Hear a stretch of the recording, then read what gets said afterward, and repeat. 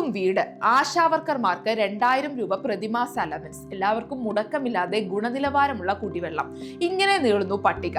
അതെ, തദ്ദേശ തിരഞ്ഞെടുപ്പിനോടനുബന്ധിച്ച് UDF പ്രകടന പത്രിക പുറത്തിറക്കി.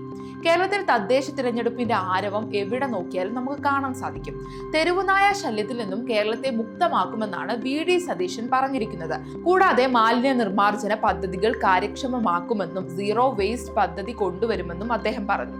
മുൻ UDF സർക്കാർ കൊണ്ടുവന്ന ആശ്രയ പദ്ധതിയുടെ 2ാം ഘട്ടം പുനരാരംഭിക്കും. വിദേശ മാതൃകയിൽ ആധുനിക സൗകര്യങ്ങളുള്ള മാർക്കറ്റുകൾ ഉറപ്പാക്കും.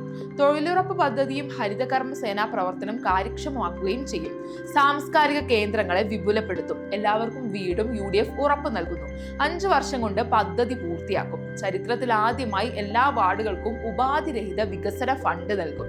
തദ്ദേശ സ്വയംഭരണ സ്ഥാപനങ്ങളെ ശക്തിപ്പെടുത്തുന്നതിനുള്ള പ്രധാന നിർദ്ദേശങ്ങളും VD സതീശൻ മുന്നോട്ട് വെച്ചു.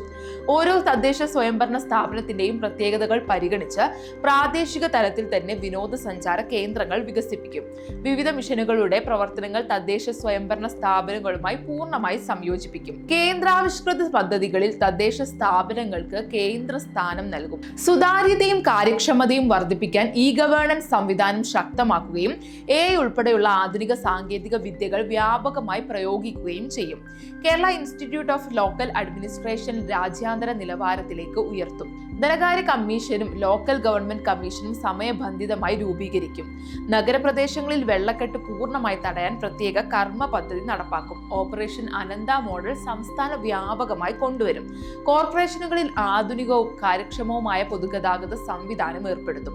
ഈ നിർദ്ദേശങ്ങൾ തദ്ദേശ സ്വയംഭരണ സ്ഥാപനങ്ങളെ കൂടുതൽ ശാക്തീകരിക്കാനും ജനകീയവും കാര്യക്ഷമവുമായ ഭരണം ഉറപ്പാക്കാനും ലക്ഷ്യമിടുന്നതാണെന്ന് VD സതീശൻ വ്യക്തമാക്കി.